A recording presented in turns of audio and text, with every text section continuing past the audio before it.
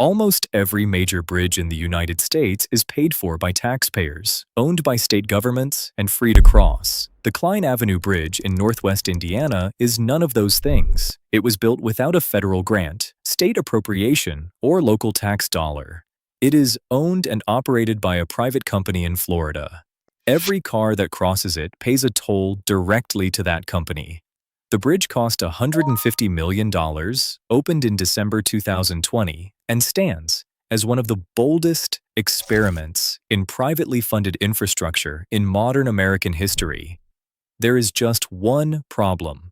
5 years in, most of the people the bridge was built to serve are quietly choosing not to use it. Today, we're looking at the strange story of the new Cline Avenue Bridge. Along the southern rim of Lake Michigan, just east of the Illinois border, the Indiana shoreline turns into one of the most industrialized stretches of coastline in the United States. This is Lake County, the northwest corner of Indiana, where steel mills, oil refineries, and shipping canals fill the landscape between Chicago and Gary. The cities here, East Chicago, Hammond, Whiting, and Gary, were built around the BP Whiting Refinery, the ArcelorMittal Steel Complex, and the U.S. Steel Gary Works. Cutting through the middle of all of this is a man-made waterway called the Indiana Harbor and Ship Canal, which connects the Grand Calumet River to Lake Michigan and carries freight for the refineries along its banks. The Cline Avenue Bridge crosses that canal in a clean 2-mile arc as part of State Road 912. The Klein Avenue corridor matters more than most drivers realize. It feeds directly into Interstate 90, the Indiana Toll Road, and a stretch of Interstate 80 and 94 known as the Borman Expressway, one of the busiest freight routes in the country. According to the Federal Highway Administration, roughly half of all truck freight in the United States travels along the broader Borman corridor at some point in its journey. For workers commuting to the steel mills and refineries, the Cline Avenue Bridge was the fastest path from neighborhoods in Hammond and East Chicago to the industrial waterfront. For trucks moving steel, gasoline, and shipping containers between the Port of Indiana and Chicago, it was a critical shortcut around congested local streets. When it was working, the original Cline Avenue Bridge moved about 35,000 vehicles a day across the Indiana Harbor and Ship Canal. That number alone tells you how essential this 2-mile elevated road had become to one of America's most heavily trafficked industrial regions.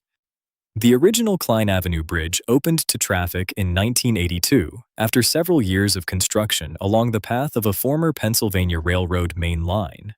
It was a high-level steel structure, more than a mile long, soaring above the Indiana Harbor Canal, so that cargo ships could continue passing underneath. For its first 2 decades, the bridge did exactly what it was built to do. It carried tens of thousands of vehicles a day across the canal, connected Lake County to the broader interstate network, and quietly absorbed a steady increase in regional truck traffic. But the bridge had a hidden problem. The cables, concrete, and support piers were wearing out faster than anyone had expected. By the late 2000s, routine inspections were turning up signs of serious corrosion. On November 14, 2009, the Indiana Department of Transportation made the decision it had been quietly dreading. INDOT engineers closed the Cline Avenue Bridge to all traffic, citing severe structural deterioration that made the span unsafe at any speed. The closure was not a temporary precaution. The damage was too widespread to repair. Within a few years, the entire bridge would be demolished. And for the next 11 years, the corridor that had once carried 35,000 vehicles a day across the canal would carry exactly 0. If you want more breakdowns of the strangest infrastructure deals in America, hit subscribe. I cover one of these every week. What followed the closure was one of the longest infrastructure gaps in modern American history. 35,000 vehicles a day, suddenly with no bridge to cross, had to find a new way to reach the industrial waterfront. Most of that traffic spilled onto the local streets of Hammond, East Chicago, and Whiting. Neighborhood roads designed for residential traffic were suddenly carrying loaded semi-trucks, bound for the refineries and steel mills. Commute times stretched. Pavement broke down faster than the cities could repair it. For a while, the abandoned bridge took on a second life nobody had planned for. In 2011, with the structure still standing but closed to traffic, a Hollywood film crew used the empty span as a backdrop for action sequences in the movie Transformers: Dark of the Moon. While state officials in Indianapolis searched for a way to pay for a replacement, the bridge above the Indiana Harbor Canal was being used to stage explosions for a summer blockbuster. The bridge was useful as cinematic scenery long before anyone could figure out how to make it useful again as working infrastructure. The natural response would have been a state or federally funded replacement. But the timing could not have been worse. The bridge closed in 2009, in the middle of the worst recession in 80 years. State transportation budgets were collapsing. Federal infrastructure spending was caught in political deadlock. The Indiana Department of Transportation looked at the cost of rebuilding and found no money available. In May of 2012, Indiana Governor Mitch Daniels and East Chicago Mayor Anthony Copeland announced a deal that had no precedent in Indiana. A privately held infrastructure company called United Bridge Partners, headquartered in Tallahassee, Florida, would replace the Cline Avenue Bridge entirely with its own money. There would be no federal grants, no state appropriations, no local tax dollars involved. United Bridge Partners would design it, finance it, build it, own it, and operate it. In exchange, the company would have the right to charge a toll on every vehicle that crossed. This kind of arrangement, known in transportation circles as a public-private partnership, was relatively common for new highway construction. But it was rare for replacing an existing free public bridge. The bridge that had once been a piece of state-owned interstate infrastructure would now be a privately owned business asset, sitting in the same place as before, but operating under a completely different financial model. The agreement was signed in August 2012. The Indiana Department of Transportation transferred the right-of-way to United Bridge Partners. The old, condemned steel bridge was finally demolished in January 2013, with explosives bringing down the largest sections in a controlled drop above the canal. The corridor then sat empty for another 4 years, while design and permitting moved through approval. Construction broke ground in June 2017, with a budget of approximately $150 million. United Bridge Partners and the engineering firm FIGG Bridge Group designed a precast concrete segmental bridge, a modern long-span design built from hundreds of factory-cast concrete sections. The completed bridge stretches 6,236 feet from end to end, more than a mile of elevated highway above the Indiana Harbor and Ship Canal. It rises to roughly the height of a 15-story building above the water, preserving the clearance required for cargo ships moving below. Construction was a logistical challenge. The bridge sits in the middle of a heavily congested industrial zone, surrounded by refineries, rail tracks, overhead power lines, and an underground network of utilities serving the steel mills. To work around the constraints, the contractor built a dedicated 24,000 square foot casting facility on site.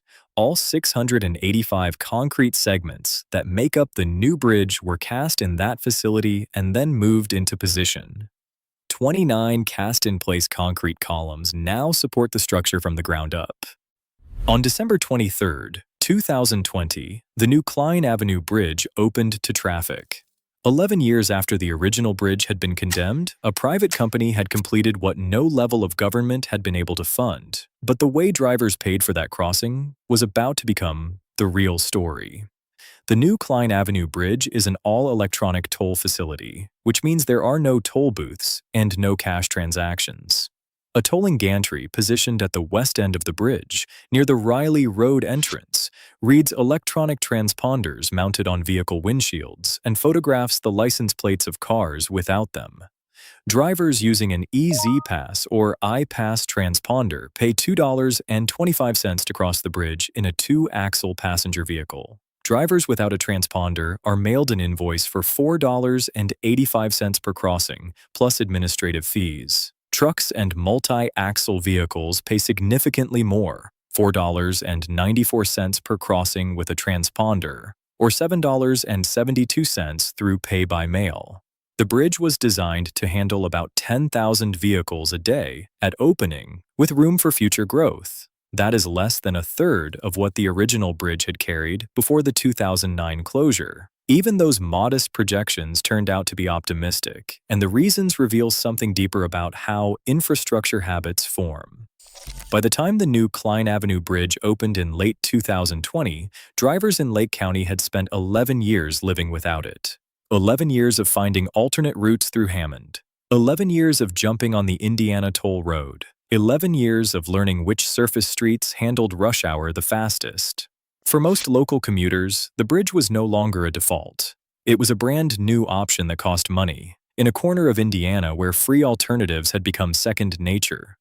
Reviews of the bridge online have not helped. Complaints filed with the Better Business Bureau describe surprise mail invoices arriving weeks after a crossing, late fees of $15 added to unpaid tolls, and confusion about how the all-electronic system tracks vehicles. The result is the central irony of the Cline Avenue Bridge, a $150 million structure built specifically to relieve the congestion caused by its absence, has not fully solved the problem it was designed to fix. Truck traffic still grinds through the residential streets of East Chicago and Hammond at rates well above pre-2009 levels. The local roads continue to wear down, and the new bridge, capable of carrying tens of thousands of vehicles a day, often sits with light traffic and open lanes. Supporters of the project point out that the bridge cost taxpayers nothing. They argue that without United Bridge partners stepping in, there would still be no bridge at all. A portion of every toll collected does flow back to the city of East Chicago, and the bridge restored a critical emergency route for first responders. Critics push back on a different point. They argue that when a piece of public infrastructure is replaced by a private toll bridge, the cost has not disappeared. It has simply been transferred from taxpayers in general to drivers who actually use the crossing. What the Cline Avenue Bridge will become over the next decade is still an open question.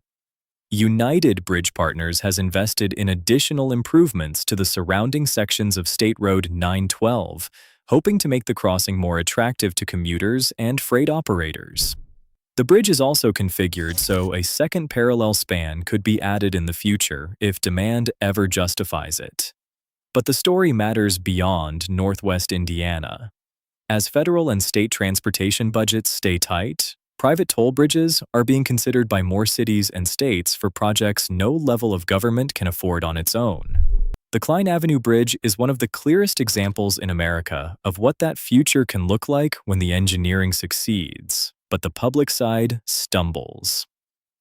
Above the Indiana Harbor and Ship Canal, the bridge still stands as the most direct path between Lake County and Chicago. For now, most of the drivers passing beneath it are choosing the longer way around.